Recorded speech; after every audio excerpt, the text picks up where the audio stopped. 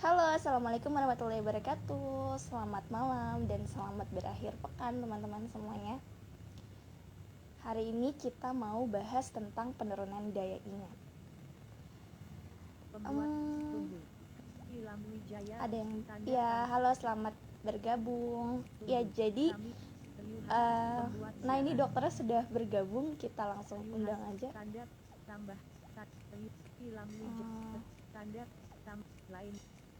Undang pengguna tutup mengedit Z D R R D S T T Y foto undang foto profil Penyu Hasan R undang Tom. Nah,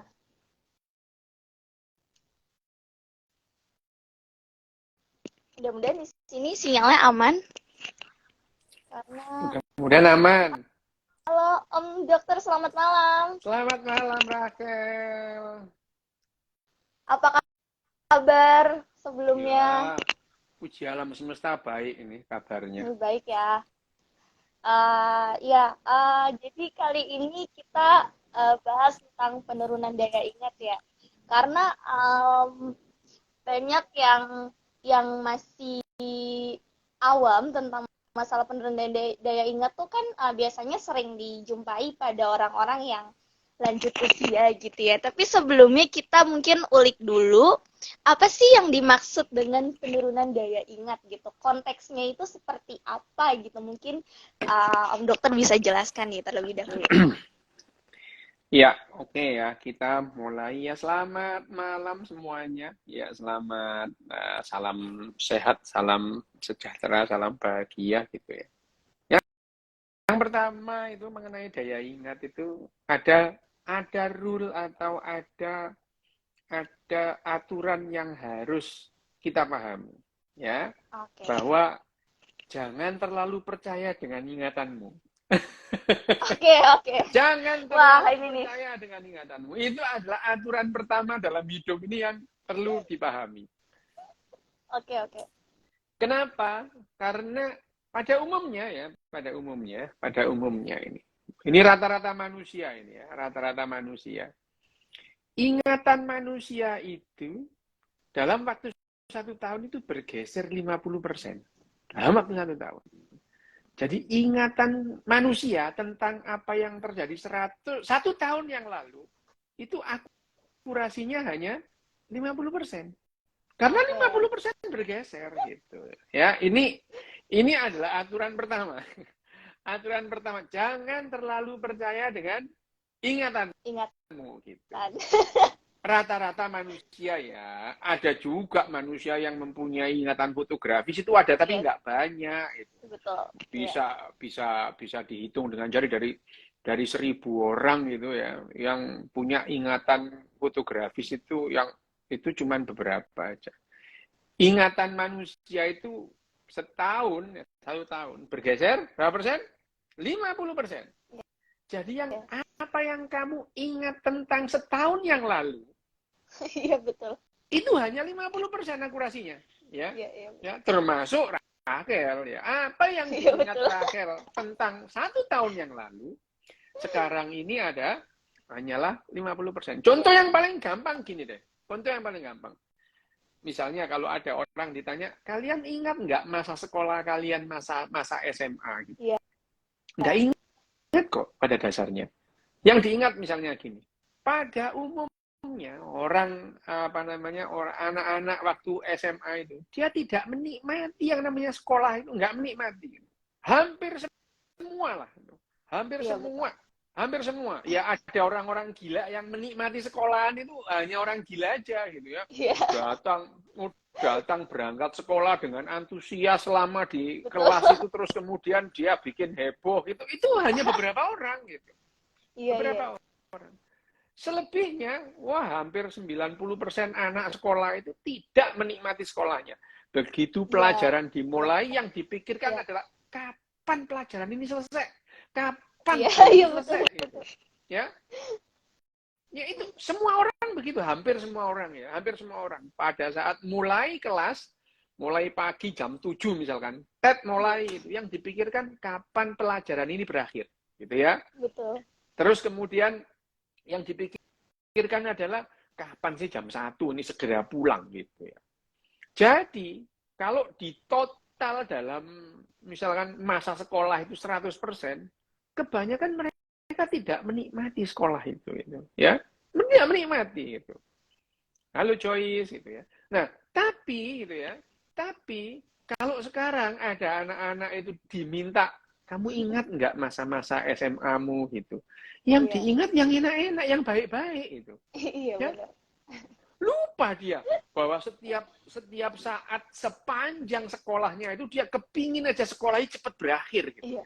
Ya. Nah, Iya. itu yang ini adalah salah satu contoh bahwa jangan terlalu percaya dengan ingatanmu. Gitu. Ingatanmu udah bergeser jauh gitu ya.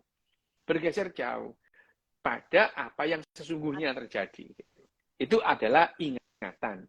Dalam hal ini yang saya sampaikan ini adalah memori eksplisit. Gitu ya. Memori eksplisit. Memori eksplisit. Ya. Jadi kalau kita berbicara tentang memori, itu ada yang namanya memori implisit, ada yang namanya memori eksplisit. Gitu. Memori implisit itu sulit dilupakan, tetapi ini tanpa disadari.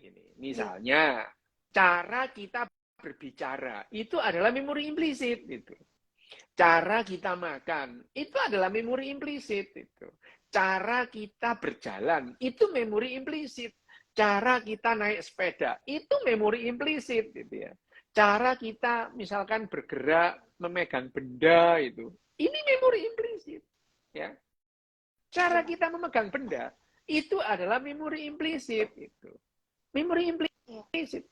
Sekali orang itu bisa naik sepeda, dia tidak akan lupa caranya naik sepeda. Itu memori implisit. Ya. Sekali anak itu bisa jalan, anak kecil itu latihan berjalan. Nggak usah gitu deh, Rachel dulu waktu belajar berjalan. Rachel nggak ingat lah. Kapan Rachel mulai jalan? Nggak ingat. Iya, benar. Tidak ingat. Gitu. Tetapi, sekali Rachel itu berjalan, Rachel tidak akan pernah lupa caranya berjalan. Lupa. Ya? Iya. Itu adalah memori implisit. Gitu. Memori implisit. Jadi, memori implisit itu adalah bagaimana kita makan, bagaimana kita mengunyah, gitu ya. Anak kecil itu aja, anak bayi itu ya, bayi pada saat lahir, sekedar minum susu itu, dia harus dilatih, diajari, gitu ya. Caranya, sekali anak kecil itu bisa menghisap puting ibunya, dia tidak akan lupa caranya minum. Dia tidak akan lupa caranya menelan. Gitu. Karena itu semua menelan itu di-drive oleh otak. Menelan ya.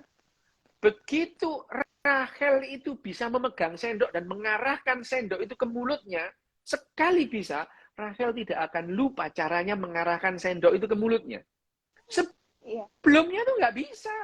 Anak kecil kalau pertama kali memasukkan sendok ke mulut ya cemong nggak karu-karuan, kemana-mana. Tetapi ya begitu anak kecil itu bisa memasukkan sendok itu ke mulutnya, makanan ke mulutnya, dia tidak akan pernah lupa caranya. Ini memori implisit itu. Ya, jadi kehidupan kita itu 99% lebih di-drive oleh memori implisit itu. Bukan memori eksplisit. Memori eksplisit itu misalnya gini ya, misalnya itu ibu kota Indonesia di mana? Jakarta. Itu memori eksplisit itu ya. Ya. Kemudian kapan Indonesia merdeka? Itu memori eksplisit itu. Ya. Memori eksplisit. Iya, betul. Ya. Memori eksplisit. Kapan kamu sudah makan apa belum? Itu memori eksplisit itu. Ya. Nah, memori eksplisit itu ada yang namanya memori tentang memori episodik. Episodik itu harus menjelaskan sesuatu misalnya misalnya ditanya itu ya. Misalkan ditanya, ada memori episodik misalnya tadi pagi kamu melakukan apa gitu. Itu memori eksplisit yang episodik gitu. Episodik gitu. Episodik misalnya tadi yang kalau saya tadi yang tanya ibu kota Indonesia di mana, ibu kota Amerika di mana, 2 tambah 2 berapa? Itu adalah memori eksplisit yang semantik namanya. Semantik gitu ya. Nah, yang episodik itu kalau tanya, Rachel tadi pagi ngapain aja gitu. Itu adalah memori eksplisit yang episodik. Ya.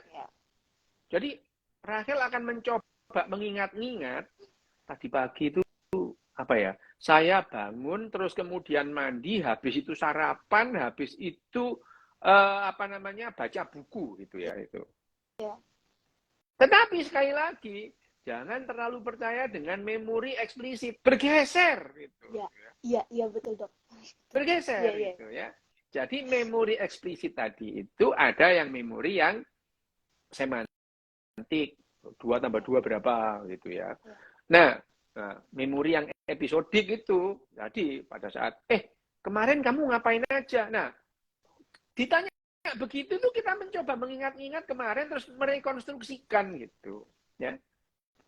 Tapi rekonstruksi tentang kemarin itu tidak sama persis dengan apa yang dialami gitu. Misalnya ini. Aku tanya ke Rachel nih gitu, Rachel, kamu ingat nggak pertama kali masuk sekolah gitu ya?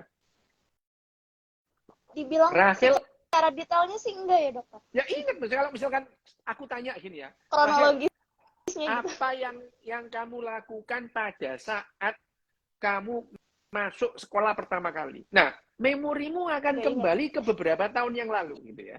Iya. Ya gitu ya. Memorimu akan kembali ke beberapa tahun yang lalu. Kalau minggu depan aku tanya dengan pertanyaan yang sama. Memorimu itu, otakmu tidak kembali ke tahun yang lalu. Otakmu kembali ke saat ini pada saat kamu ditanya. Jadi otak kita akan kembali kepada kapan terakhir kita mengingat-ingat. Gitu. Ya, itu adalah memori eksplisit. Gitu. Tapi kalau yang memori yang implisit, karena yang namanya memori implisit itu tidak terekspresi dalam yang eksplisit. Tidak akan itu ya namanya cara kita bersepeda, cara kita berjalan, cara kita berenang, cara kita istilahnya senyum itu adalah implisit itu ya. Itu memori gitu ya. Itu juga yang namanya memori itu adalah daya ingat ya, daya ingat. Jadi daya ingat kita tentang bagaimana berjalan itu implisit sejak anak kecil berjalan itu. Berjalan anak kecil latihan itu terantanan, mencoba berdiri, terus merembet di tembok gitu. Sekali anak itu bisa berjalan itu, mengkoordinasi ratusan yang namanya otot ini untuk membuat dia berdiri tegak dan berjalan, dia tidak akan lupa itu caranya, ya. Tapi tidak secara eksplisit itu. Itu secara implisit. Seperti Mas makan tadi itu ya. Itu adalah memori implisit. Nah, yang disebut penurunan memori itu lebih banyak kepada hal-hal yang berhubungan dengan memori eksplisit itu. Ya, yang sering disebut orang-orang ingatannya menurun itu. Itu sebetulnya hal-hal yang mengenai memori eksplisit, terutama yang semantik gitu. Yang semantik gitu. Kalau episodik lebih sulit melupakannya, meskipun bisa gitu. Misalnya di orang yang sudah lupa itu tanya, kamu tadi tadi kamu pagi ngapain itu? Dia lupa. Tadi pagi ngapain ya? Itu. Ini adalah memori eksplisit gitu. Ini adalah memori yang eksplisit gitu. Oke. Nah, sekarang yang disebut penurunan daya ingat itu adalah tentang memori eksplisit. Tapi sebenarnya semua orang mengalami penurunan ingatan atau bergeser ingatan.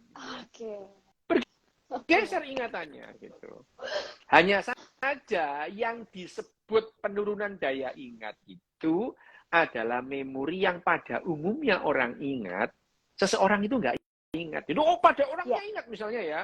Misalnya, orang itu biasanya nggak lupa lah ya, itu. Misalkan sudah makan atau belum, gitu ya. Itu. Ya, kamu sudah makan? Sudah. Itu sebenarnya memori eksplisit, gitu ya. Tapi pada orang tertentu, dia itu lupa udah makan atau belum. Sudah belum ya, gitu. Ya, sudah belum ini. Nah, jadi yang disebut penurunan memori dalam hal kesehatan ya, kesehatan kedokteran itu adalah seseorang itu akhirnya memorinya atau ingatannya itu mengganggu hubungan interpersonal. Ya, itu. Ya. Sebetulnya kamu tuh banyak lah yang lupa itu. Banyak yang lupa. Banyak yang lupa. Misalnya dulu pernah diajari yang namanya teori Archimedes ya. Terus kemudian hukum Archimedes, hukum Pascal lah ya. Kamu hafal itu, dasar dharma itu hafal itu ya. Hafal itu ya. Ya. Dasar dharma hafal gitu ya. Hafal, tapi dulu hafal, sekarang enggak gitu ya. Sekarang enggak gitu. Ya, enggak. Itu adalah memori dan orang tidak akan mempermasalahkan orang nggak ingat dasar dharma pramuka. Nggak bakalan mempermasalahkan itu. Orang tidak akan mempermasalahkan dulu kamu hafal lagunya Sheila on Seven, sekarang nggak hafal. Itu nggak akan dipermasalahkan gitu ya. Tidak akan dipermasalahkan. Tapi yang dipermasalahkan itu adalah misalnya habis dikasih uang terus lupa itu. Di mana? Gitu. Ya, itu. Jadi orang itu ya milih-milih mempermasalahkan yang namanya penurunan daya ingat tadi gitu ya itu. Milih-milih gitu. Jadi penurunan daya ingat itu sebetulnya pada dasarnya setiap orang ingatannya bergeser gitu. Hanya saja kita itu mempunyai kesepakatan ingatan-ingatan tertentu itu tidak boleh dilupakan. Begitu kita lupa terhadap ingatan-ingatan tertentu, hubungan antar personal itu terganggu gitu. Ya, misalnya orang tua ada yang terus kemudian dia istilahnya lupa menaruh gigi palsunya di mana itu. Berantem di rumah untuk gigi aku taruh di mana gitu. Lah ditaruh di mana gitu ya. Jadi akhirnya itu mengganggu hubungan. Nah, yang begini-begini ini dalam dunia kedokteran ada kondisi-kondisi yang membuat orang itu mengalami pergeseran memori, akhirnya pergeseran memori itu mengganggu hubungan interpersonalnya itu. Nah, ini yang disebut biasanya dalam dunia kedokteran itu ada yang namanya demensia gitu ya, pikun gitu ya, pikun gitu. Nah, pikun itu ada demensia senilis, ada lagi gangguan memori yang lebih berat gitu ya, dalam dunia kedokteran ya, dalam dunia kedokteran itu yang namanya Alzheimer gitu. Itu tidak hanya memori yang yang terganggu gitu, emosinya juga terganggu. Kalau orang itu mengalami kondisi yang namanya demensia itu, orangnya jadi paranoid. Paranoid beneran itu. Paranoid, curiga sama anaknya, curiga sama istrinya. Semua orang dicurigai gitu. Itu adalah Alzheimer. Jadi dalam hal ini, sekali lagi ya, yang namanya penurunan daya ingat itu ada dalam konteks kedokteran. Ya, jadi penurunan daya ingat itu, daya ingat yang menurun atau gangguan daya ingat itu ada dalam terminologi kedokteran. Karena pada dasarnya setiap orang setiap saat memorinya bergeser gitu. Ya, lah yang disebut gangguan tadi, gangguan daya ingat tadi itu adalah gangguan sehingga menimbulkan hubungan interpersonal itu, ya. Kalau dia sendirian di hutan, ya nggak ada masalah lu, pakai terserah gitu, ya. Jadi orang yang pikun, yang disebut pikun itu, gangguannya itu mengganggu hubungan dia dengan lingkungannya, gitu, ya. Alzheimer juga gitu, mengganggu hubungan dia dengan lingkungannya. Itu yang namanya dalam dunia kedokteran disebut gangguan daya ingat itu ya. Itu aja. Jadi yang namanya gangguan daya ingat itu ada dalam terminologi kedokteran itu ya. Ada orang yang lupa caranya ngomong gitu ya. Itu namanya afasi gitu ya. Tapi caranya bicara itu sebetulnya cara berbicara itu masuk dalam memori implisit gitu. Mendadak aja dia lupa caranya ngomong gitu ya. Nah, kalau sudah begini, afasia itu dia mesti ada gangguan di otaknya.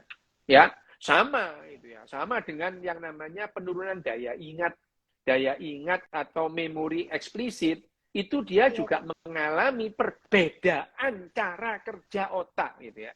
Jadi dalam konteks biologi nggak ada yang nggak normal itu, semua normal gitu. Ya. Jadi gangguan itu bukan dalam tataran biologi, tapi tataran kedokteran. Gitu ya, Raquel ya. Oke. Ini dokter ada satu komentar yang menarik tadi tentang Alzheimer. Bisa nggak sih Alzheimer itu misalnya di masa lansia nih, diprediksi dari saat ini gitu? Loh, bisa. Bisa banget. Bisa banget. Sekarang ini kalau kita melihat bakat seseorang, loh itu kita bisa melihat dengan pemeriksaan gen. Bisa itu. Bisa. Bahkan ini contoh ya. Bisa nggak sih pada saat kecil orang itu dideteksi bahwa dia itu nanti cenderung sakit kanker? Loh bisa itu. Bisa. Contohnya Angelina Jolie ya. Angelina Jolie itu tantenya kanker, emaknya kanker, neneknya kanker gitu ya. Akhirnya dia periksa lah gennya itu. Ternyata Angelina Jolie itu ada salah satu gennya yang namanya BRCA1 itu bermutasi gitu. Sekali lagi ya, gini, tidak ada gen pembawa penyakit itu nggak ada. Nggak ada. Yang ada adalah gen pencegah penyakit. Gen ini tugasnya mencegah penyakit, tapi gen ini mengalami mutasi. Nah, dia itu akan cenderung sakit. Kenapa? Karena tidak dijaga gitu. Jadi tidak ada gen pembawa penyakit. Nah, Angelina Jolie tadi itu tahun 2013, Angelina Jolie itu ngecek yang namanya gennya itu. Nah, dia mendapatkan BRCA1-nya bermutasi. Artinya itu ya, 65% sampai 85% Angelina Jolie itu akan menderita kanker payudara. Kemungkinannya 85%. Ya. Nah, karena dia tidak mau berjudi dan dengan kalah, akhirnya tahun 13 Angelina Jolie itu mengoperasi, diambil kelenjar payudaranya. Kelenjarnya tok loh ya, payudaranya masih ada. Kelenjarnya aja yang diambil gitu ya.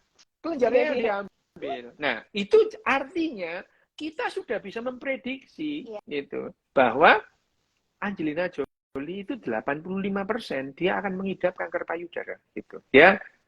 Hal yang sama dengan pemeriksaan peta gen itu, genom, mapping genom itu, kita bisa memprediksi seseorang itu nanti bakat Alzheimer-nya berapa persen, bakat Parkinson-nya berapa persen, bakat stroke-nya berapa persen.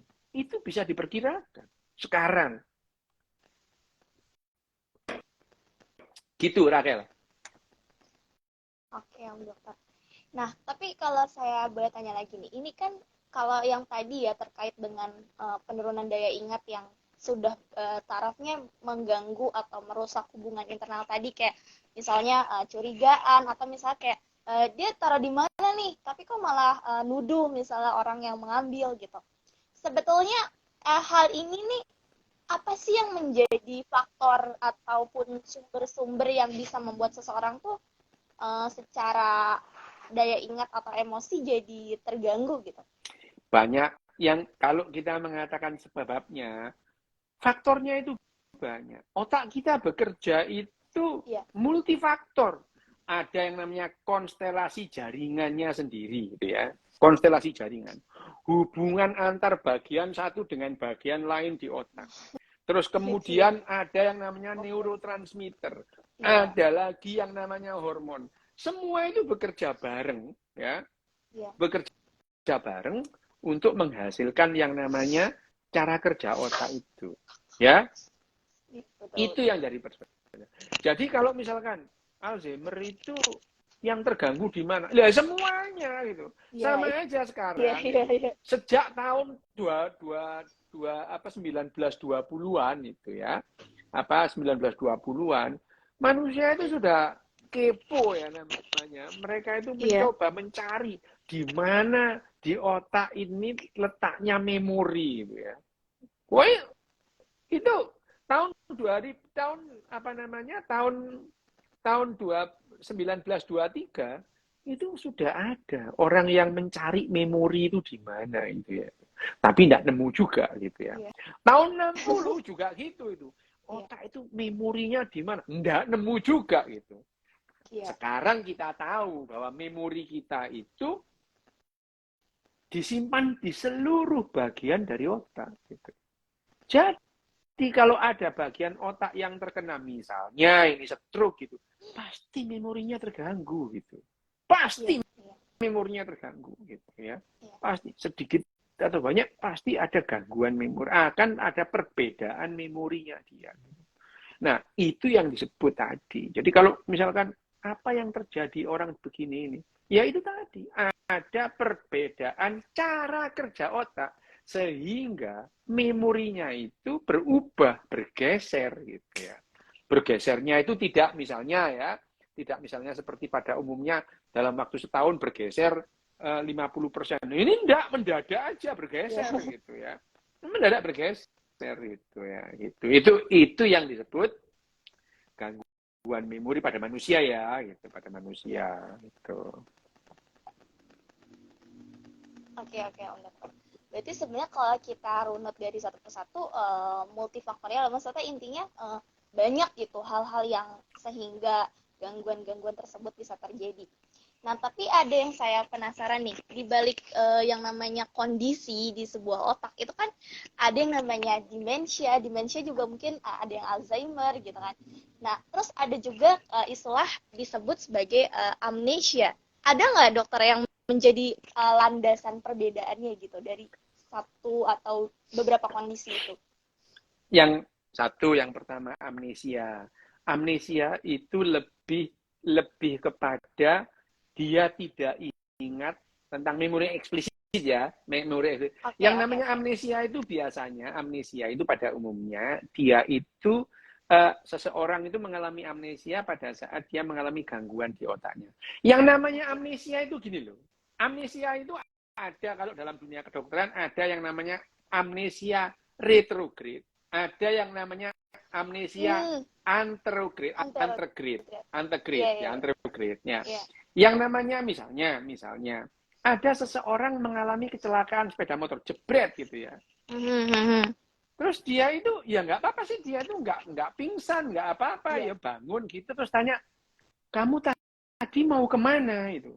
Dia lupa. Jadi ada istilahnya episode yang dia lupa antara kecelakaan dengan beberapa saat sebelum kecelakaan. Misalnya dia berangkat jam 7 ya, dia kecelakaan jam 8. Antara jam 7 jam 8 itu dia lupa sama sekali gitu. Itu yang namanya amnesia retrograde gitu ya. Aneh. Kalau anterograde semua orang itu melihat dia itu sadar gitu ya. Sadar misalnya habis kecelakaan dia sadar, diantar ke rumah sakit. Jam 8 kecelakaan, diantar sampai ke rumah sakit. Nah, dia itu lupa antara jam 8 sampai jam 10 ini lupa gitu ya. Itu yang namanya amnesia anterograde. Yang namanya amnesia begitu sadar, saya siapa, kamu siapa, itu hanya ada di sinetron. Ya. Oke. Itu hanya ada di sinetron, nggak ada yang kayak gitu. Baru aku siapa? Kamu siapa? Kamu siapa? Aku siapa? Itu sinetron Indonesia ya itu. Sama telenovela itu ngarang aja itu ya, nggak ada gitu ya. Aku siapa? Kamu siapa? Dia lupa bapaknya. Wah, itu di sinetron, terutama sinetron Indonesia dan telenovela Amerika Latin gitu ya. Terus gebletnya bukan main itu ya. Tuh. Itu ya, itu amnesia. Itu amnesia. Oke. Amnesia. Tapi yang namanya demensia Demensia itu, demensia senilis, kepikunan pada orang tua itu ya. Itu adalah ya tadi dia itu lupa memori eksplisit jangka pendek awalnya itu. Dia itu masih ingat itu ya. Kalau cerita zaman mudanya dia masih ingat gitu ya. Masih ingat itu. Wah, lo berapi-api. Tapi kalau ditanya, sudah makan apa belum? Dia lupa itu. Lupa, iya. Itu demensia senilis itu ya. Tapi kalau Alzheimer itu adalah yang namanya Alzheimer itu tadi adalah gangguannya itu bukan hanya pada memori eksplisit saja, emosinya juga terganggu gitu ya, mengalami pergeseran. Itu yang namanya Alzheimer. Berbeda-beda itu ya, beda. Iya. Oke. Oke, berarti sebenarnya terkait dengan amnesia itu jauh ya. Kita sering saksiin di film-film sampai ada yang lupa sama namanya sendiri atau lupa sama iya sih dokter itu emang ada di film-film. Jengkelin banget sinetron Indonesia itu ya. Sinetron Indonesia itu bikin orang bodoh gitu ya. Orang jadi bodoh nonton sinetron itu karena yang bikin ya bodoh gitu. Jadi ya sama itu, bodoh nularin bodohnya orang ke orang lain. Bayangin aja orang sinetron Indonesia itu ya. Oh, Pak misalkan itu ya, pasien boleh pegang disisok untuk membuat defibrilator, itu tidak boleh. Pasien itu pegang, keluarganya pegang, ya tidak boleh itu. Pegang lah itu ya. Wes ngaco lah itu. Bahkan ada film itu bukan sinetron, ada film di Indonesia itu yang face off itu ya. Jadi wajahnya orang ditempel ke orang lain, ngaco banget juga ada itu ya, bohong lah itu. Nah ini adalah ya sinetron Indonesia itu emang gitu sih gitu, membuat kita itu makin geblek gitu ya. Karena sinetron di Indonesia itu karakternya nggak ada, cuman ada 2 karakter dalam sinetron Indonesia itu, 2 karakter, orang yang jahat banget sama orang yang goblok banget. Cuma 2 itu, nggak ada orang lain itu ya. Hanya orang 2 itu. Orang yang jahat banget sama orang yang goblok banget, nggak ada yang lain. Orang baik nggak ada, goblok itu ada. Ya itu sinetron Indonesia itu. Ya itu sinetron Indonesia. Itu ya. Oke, ini bisa dijadikan pembelajaran aja ya bahwa sebetulnya apa yang kita dengar mungkin kita perlu kaji atau perlu teliti atau perlu membaca secara lebih lanjut versi ilmiahnya tuh gimana sih gitu. Nah, saya mau ada lagi nih dokter yang komentar kalau misalnya bagaimana dengan PTSD, mungkin yang orang habis mengalami satu traumatik tertentu, terus dia masih ingat terhadap kejadian itu gitu loh. Loh ya nggak apa-apa gitu. Orang mengalami sesuatu gini ya. Ada yang namanya memori-memori yang lebih sulit dilupakan, gitu ya. Okay. Ada memori yang memori itu gampang dilupakan, tapi ada memori yang lebih sulit dilupakan. Yang pertama adalah memori tentang tempat, lokasi, gitu ya. Seseorang yang datang ke suatu tempat, pada saat dia datang ke tempat itu lagi, dia pasti ingat. Hampir pasti dia ingat, aku pernah ke sini, gitu. Ya. Itu memori dengan tempat, gitu ya. Kenapa?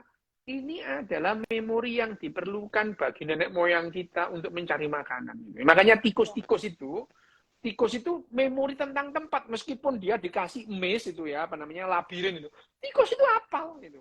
Sekali dia liwat itu dia hafal terus. Yang diliwati itu hafal dia gitu ya. Sama aja misalnya seseorang ya yang pernah misalnya naik motor dari kantornya ke rumah itu. Pada suatu saat dia naik motor itu nggak pernah mikir sambil nyanyi-nyanyi belok kiri belok kanan, nggak mikir dia gitu ya. Tahu-tahu sampai rumah itu.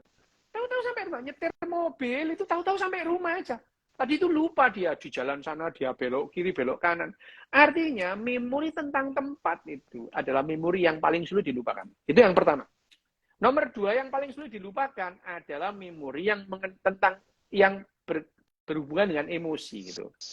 Rachel itu yang paling sulit lupa tentang Ibu Rachel itu pada saat misalnya dimarahi. Itu enggak sulit lupa. Sulit lupa. Betul. Ya, ya. Ibu kita itu berbuat baik pada kita banyak gitu ya istilahnya. Itu Iya, iya. banyak itu, berkali-kali itu kita Iya. lupakan. Tapi kalau berbuat marahin kita atau bahkan mukul kita itu lebih sulit dilupakan itu. Lebih sulit dilupakan itu. Iya, betul. Lebih sulit dilupakan. Iya. Jadi segala sesuatu memori yang melibatkan emosional itu lupa. Nah, makanya tadi itu trauma terhadap segala sesuatu, misalkan ingatan kita mengenai sesuatu yang tidak nyaman dan kemudian itu traumatik, itu pada dasarnya itu ingatan-ingatan kita tentang hal-hal yang berhubungan dengan emosi itu lebih sulit dilupakan gitu. Ya, misalnya mengalami perkosaan itu sulit hilangnya gitu ya. Ya, dilecehkan secara seksual itu Iya, sulit betul. dilupakan gitu ya. Karena itu adalah hal yang sangat berhubungan dengan emosional. Gitu ya. Gitu. Ya. Oke. Makanya kita jangan suka paksain orang buat udahlah lupain aja gitu ya. Boleh jadi ini ya sangat sulit lah. Kita juga kalau dimarahin sama orang berhari-hari kita inget gitu ya kesalahan orang itu apa, kata-katanya apa. Sekali, apalagi orang yang inget ya. Kayak saya ini inget pada saat umur 6 bulan inget kok saya itu. Belum belajar berjalan saya ingat gitu ya. Saya ingat. Mamaku itu marahin aku model apa aja aku ingat gitu. Aku ingat itu. Orang sekali terus kemudian ngomel-ngomel sama aku tuh. Aku ingat seumur hidup lah ingat aku gitu ya. Oh, hidup gitu. Ingat aku gitu ya. Itu ya itu. Tapi ya aku ini nggak bisa dipakai ukuran ya. Ya, Rachel ya. Rio ini jangan dipakai ukuran. Rio ini orang di luar rata-rata manusia gitu ya. Ekstrem gitu ya. Jangan dipakai ukuran gitu ya. Pada umumnya orang itu tidak memerlukan hal-hal yang seperti yang aku ingat, nggak perlu gitu. Bahkan lebih baik orang itu gampang lupa gitu ya. Gampang lupa. Iya. Ya, untungnya aku ini nggak pendendam gitu. Kalau aku pendendam ya, bisa-bisa mamaku tak jirat sendiri gitu. Untung aku nggak pendendam gitu ya. Tapi ya cukup diingat aja. Meskipun aku ya males urusan sama mamaku itu sampai sekarang gitu. Sampai sekarang. Males. Iya, betul.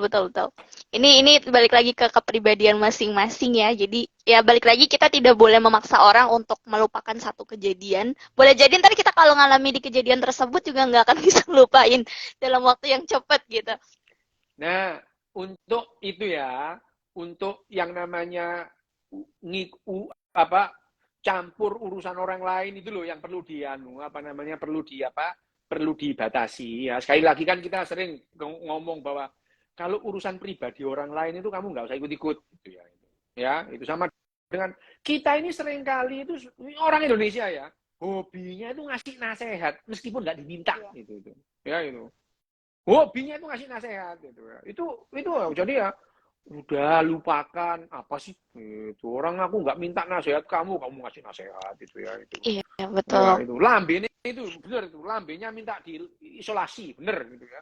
Itu nggak usah lah itu kita itu coba latihan nahan ngasih yang namanya nasihat itu kecuali diminta itu ya itu. Iya. Diminta itu sekali lagi diminta ngasih nasihat itu juga ngerem kalau kamu nggak paham masalahnya mingkem gitu. Misalkan gimana? Waduh, aku nggak paham deh. Kamu tanya yang lebih paham. Loh, gitu loh. Ya, itu latihan kayak gitu. Itu.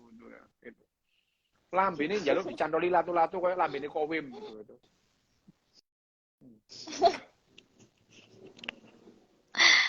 Oke. Ini Om Dokter, yang saya mau tanyain lagi adalah apakah semacam demensia itu bisa menyasar usia-usia yang masih produktif gitu ya. Katakanlah nih, kayak saya nih umurnya udah 20-an atau 20-an ke atas lah sedikit gitu ya. Tapi yang mana sebetulnya dikatakan produktif masih sangat-sangat ideal gitu. Sebenarnya bisa nggak sih gangguan ini menyerang usia tersebut?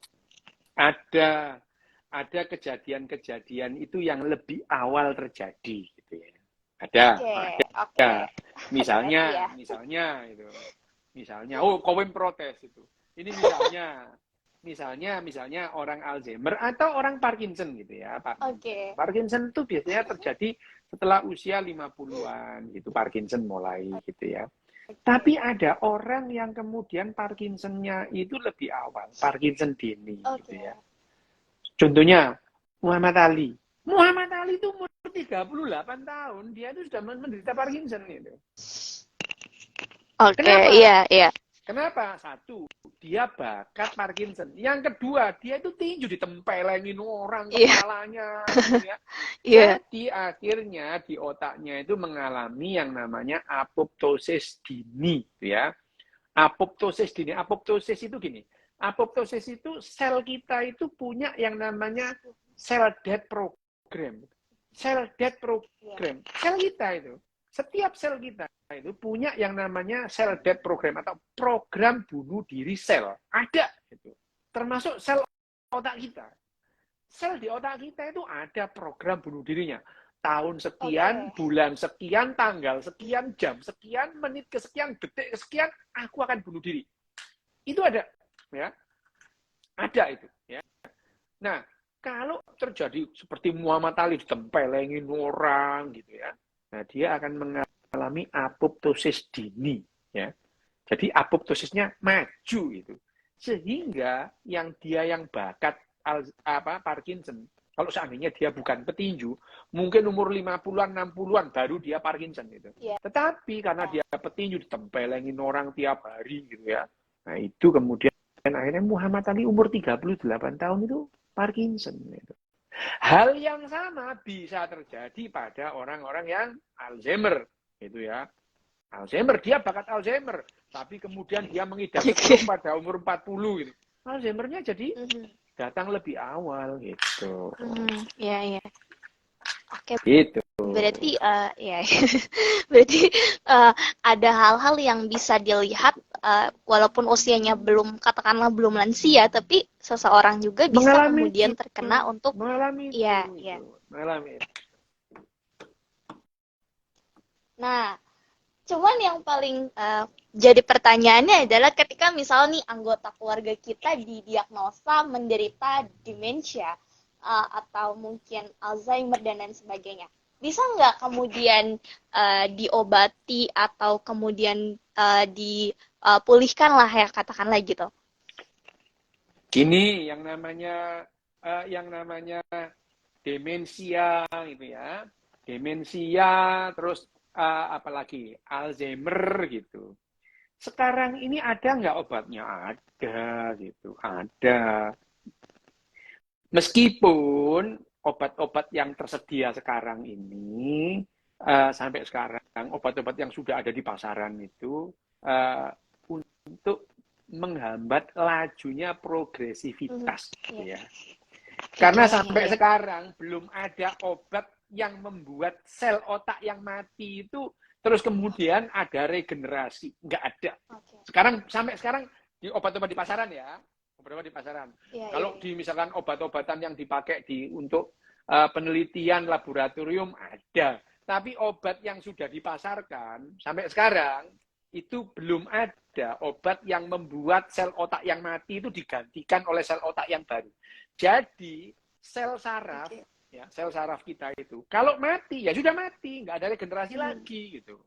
Sekarang ya. Nah, obat-obatan yang tersedia di pasaran itu, yang diresepkan dokter itu adalah untuk menghambat progresivitas yang namanya demensia dan Alzheimer. Ya, bukan membalikkan proses, bukan. Menghambat lajunya gitu, supaya lajunya itu nggak cepat gitu ya. Obat-obat yang sekarang ada di pasaran yang diresepkan dokter. Ya kalau sekarang diteliti terus kemudian dalam apa namanya yang ada di apotik gitu, itu ya itu yang sekarang yang boleh diresepkan dokter, karena dokter itu tidak boleh meresepkan obat-obat yang belum disetujui oleh FDA gitu, nggak boleh gitu ya. Oke, berarti obat-obatan itu hanya bertujuan untuk memperlambat aja laju progresivitasnya, maksudnya laju gejalanya gitu, Iya, bukan membalikan ke prosesnya keadaan yang belum semula ada. atau Ya, ya. belum ada. Karena sampai sekarang obat-obatan yang di pasaran atau teknologi kedokteran yang sudah boleh digunakan oleh pasien, gini loh, yang kita boleh melakukan ke pasien itu adalah hal-hal yang sudah terbukti. Kalau nggak belum terbukti nggak boleh, gitu. Nggak boleh. Gitu. Dokter itu nggak boleh.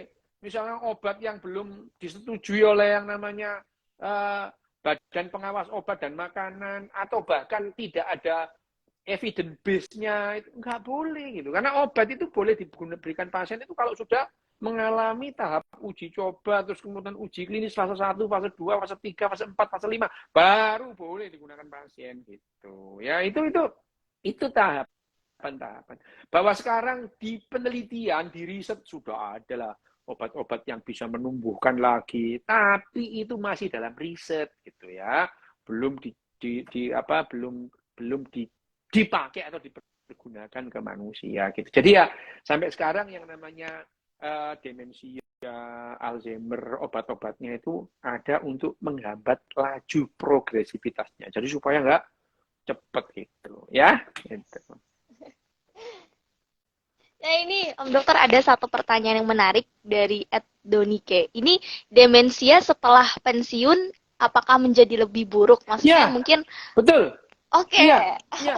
Jadi uh, uh, ada istilahnya, kalau misalnya ya, itu sebetulnya dipicu oleh sindroma gitu ya. Sindroma yang namanya post power syndrome gitu ya. Dulu kita bingung kenapa orang pensiun itu mendadak terus malah jadi pikun gitu ya gitu. Jadi pikun karena sebetulnya pada dasarnya post power syndrome itu pada saat habis dia mempunyai kekuasaan terus kekuasaannya itu hilang gitu. Wah, dia uring-uringan di rumah gitu ya, semua orang salah itu, marah-marah terus dan bahkan dia sampai sakit gitu, sakit. Dia nggak pernah sakit perut jadi sakit perut, sariawan lah gitu ya. Itu adalah post power. Dulu disebut post power syndrome. Sekarang kita tahu bahwa sebetulnya itu dikarenakan karena kebiasaan-kebiasaan yang kita jalani tiap hari kemudian mendadak berubah gitu ya. Dan itu mengubah konstelasi memori implisit gitu. Konstelasinya berubah gitu. Memori implisitnya jadi berubah gitu. Jadi misalnya ini ya orang yang misalnya sampai umur 70 tahun dia nyetir gitu ya. Kemudian mendadak sama anak-anaknya itu nggak boleh nyetir gitu. Langsung dia itu pikun gitu ya. Karena sebetulnya pada dasarnya nyetir itu adalah dia mempertajam atau istilahnya merawat memori implisitnya gitu. Ya. Nggak usah gitulah. Misalnya ada orang main gitar terus, pinter itu. Terus mendadak 5 tahun nggak main gitar. Main gitar lagi tuh tidak sebagus kalau dia latihan tiap hari. Gitu. Pada dasarnya kebiasaan-kebiasaan itu yang dilakukan tiap hari itu merawat atau memaintain memori implisit itu. Sama dengan orang misalnya Lim Swee King gitu ya. Dia latihan bulu tangkis tiap hari 8 jam sehari di di lapangan bulu tangkis. Begitu dia absen latihan, dia tidak sebagus kalau dia latihan 8 jam sehari. Ya. Itu adalah memori implisit. Sama itu ya. Itu mekanismenya seperti itu ya. Oke. Nah, ini ada yang komentar lagi, ada yang tanya lagi, dokter, apakah memori eksplisit itu ada batasan untuk ingatannya gitu? Mungkin sebenarnya tadi udah menyeluruh ya, cuma sudah mungkin lah, bisa itu. diuraikan lagi. Sudah ya, itu. Sebenarnya tadi udah menyeluruh. Ya. Oke. Oh, ya, gitu. Oke. Berarti sebenarnya balik lagi ke pensiun ya. Tapi memang banyak juga kasus orang-orang yang kata-kata pensiun dan lain sebagainya, itu memang banyak yang jadi sakit ya, dan kita tidak bisa menyalahkan juga karena ya memang itu yang sudah menjadi, apalagi tadi post power syndrome ya, dia merasa dulunya punya jabatan gitu, kemudian terus tidak punya jabatan, akhirnya jadi nggak ngapa-ngapain. Nah itu sesuatu hal yang berat juga buat orang tersebut. Nah, ada satu hal yang saya juga sebenarnya penasaran nih dari tema tentang penurunan daya ingat tersebut. Ini kan sebenarnya kayak demensia, Alzheimer itu kan obat-obat yang digunakan itu kan hanya untuk memperlambat. Tapi sebetulnya kita tuh bisa nggak sih mencegah hal ini supaya ya walaupun mungkin nggak selalu menjamin 100% ya, tapi setidaknya bisa diminimalisirkan gitu loh gangguan-gangguan yang ini nih. Ya, sekali lagi ya, memori implisit kita itu karena latihan. Ya. Jadi kita hidup ini karena latihan gitu. Karena kalau kita nggak pernah latihan lari ya nggak bisa lari gitu. Kalau kita nggak pernah latihan gitar ya nggak bisa main gitar gitu ya. Ya itu ya. Nah sekarang kalau untuk mencegah atau mengurangi resiko terjadinya itu, kita itu sebisa mungkin tidak mengubah kebiasaan itu. Biasanya ya dilakuin terus. Misalnya ini ya udah pensiun nih ya, pensiun tiap hari nyetir ke kantor. Emang kenapa kalau ke kantor datang? Nggak apa-apa gitu ya itu. Nggak apa-apa, orang tetap akan menghargai orang datang ke kantor meskipun nggak ngapa-ngapain gitu ya. Ngapa-ngapain gitu. Cuman biasanya itu orang itu baper kalau sudah pensiun gitu, merasa tidak dipakai lah gitu. Terus kemudian mereka itu langsung kemudian di rumah atau di masjid, makin cepet pikunnya gitu. Itu jadi sebisa mungkin kita itu tidak mengubah kebiasaan gitu. Kalau kebiasaannya itu nyetir mobil tiap balik, ya tetap nyetir mobil gitu ya. Itu gitu. Atau ya misalkan tidak nyetir pun itu, dia tetap gini, nyetir mobil dan jadi navigator itu sama gitu. Ya, jadi artinya kalau misalkan nggak boleh nyetir gitu, tapi dia tetap duduk di sampingnya sopir, nggak apa-apa gitu, nggak apa-apa gitu, tetap aja dia itu. Bahkan ya orang yang biasanya nyetir gitu ya, terus disuruh duduk di sampingnya sopir, itu rewelnya bukan main ya. Gini loh gitu ya. Tapi pada dasarnya kegiatan itu memaintain memorinya tentang jalan itu. Nggak apa-apa. Malah bagus itu ya. Malah bagus. Jadi orang yang biasa nyupir gitu ya. Misalnya ini ya, ada bapak-bapak yang biasa nyupir sampai 72 tahun. Terus nggak boleh nyupir. Nggak apa-apa. Tapi dia itu harus tetap di sampingnya sopir situ loh. Jangan di belakang gitu ya. Wah, itu ya biasanya bapak-bapak atau orang yang biasa nyetir terus kemudian di samping. Rewelnya bukan main itu. Nah, orang yang rewel begitu itu nggak apa-apa, terus jangan rewel gitu. Biarin. Itu adalah bagian bagaimana dia merawat memori implisitnya itu, ya. Gitu. Jadi ya misalnya itu nggak boleh nyetir nggak apa-apa, terus tapi jangan disuruh naik taksi gitu, atau terus di rumah aja gitu. Itu yang membuat orang jadi parah malahan gitu ya. Lebih baik kalau memang nggak boleh nyetir gitu ya, atau kita gantiin dia duduk di samping ya. Orang yang biasa nyetir terus kemudian duduk di samping, sekali lagi cerewetnya minta ampun lah gitu ya. Udahlah itu. Tapi itu adalah bagian bagaimana otak mereka itu merawat memori implisit gitu ya. Jadi kalau dicerewetin orang yang biasa nyetir, jangan marah gitu. Orang ini sedang merawat memori implisitnya gitu.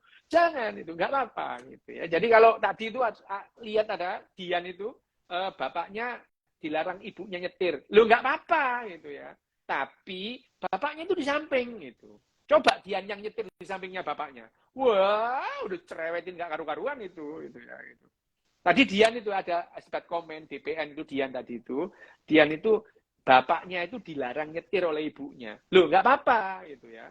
Nggak apa-apa, tapi dia di samping gitu ya. Biar Dian yang nyetir, bapaknya ada di samping. Biar dia diomeli nggak karu-karuan. Salah lah, ini kamu kalau nyetir jelek lah. Itu udah. Itu nggak apa-apa gitu. Nggak apa-apa gitu ya. Oke.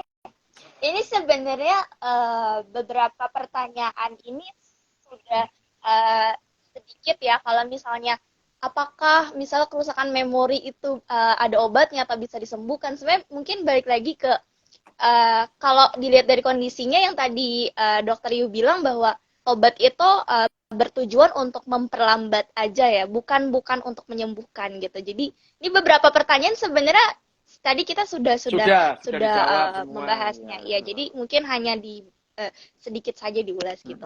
Nanti mereka biar lihat rekamannya ya, nggak apa-apa. Oh iya nanti di share di IGTV, boleh. Nanti juga di share juga di YouTube gitu. Oke. Terus apakah vitamin otak nih penting nggak sih? Nggak ada. Seberapa penting? Nggak ada vitamin otak itu nggak ada. Okay. Sudah. Nggak ada. Omong kosong. Nggak ada. Ginkgo biloba lah, omong kosong lah, nggak ada. Oke. Suplemen itu. Namanya suplemen itu diminum boleh juga nggak apa-apa. Iya, nggak terlalu mempengaruhi gitu ya. Okay. Ini Om Dokter ada satu pertanyaan terakhir dari saya. Resiko pendidikan ya. Apakah pendidikan yang kurangnya stimulasi atau pendidikan yang terlalu rendah ini memungkinkan seseorang bisa beresiko lebih besar untuk terkena demensia di usia lanjut? Nah, kemarin kita bahas itu sama si Kowim, bagaimana yang namanya pengasuhan dan pendidikan pada anak-anak itu yang bisa diingat lebih lama dan memberikan dampak yang lebih bagus itu ya itu. Kemarin itu kita ngomong itu kemarin itu ada di IG TV-nya Kowim itu ada itu. Simulasi. Oke, Rakel ini bentar lagi habis ini. Jangan sampai telat nge-save ya. Oke, Om Dokter. Oke. Terima kasih loh. Nanti teman-teman yang belum join dari awal bisa dilihat lagi rekamannya ya. Ya, terima kasih. Ya, oke. Ya, selamat malam, Om Dokter. Oke, teman-teman. Makasih yang udah join. Tadi bisa dilihat lagi nanti di IGTV dan intinya penurunan daya ingat itu bisa terjadi baik di usia lansia atau kondisi kita yang masih produktif juga bisa. Asalkan tadi yang mengganggu hubungan kita dengan orang lain. Oke, terima kasih. Mohon maaf tidak bisa membacakan pertanyaan secara lebih banyak karena keterbatasan waktu. Saya pamit. Wassalamualaikum warahmatullahi wabarakatuh. Selamat malam.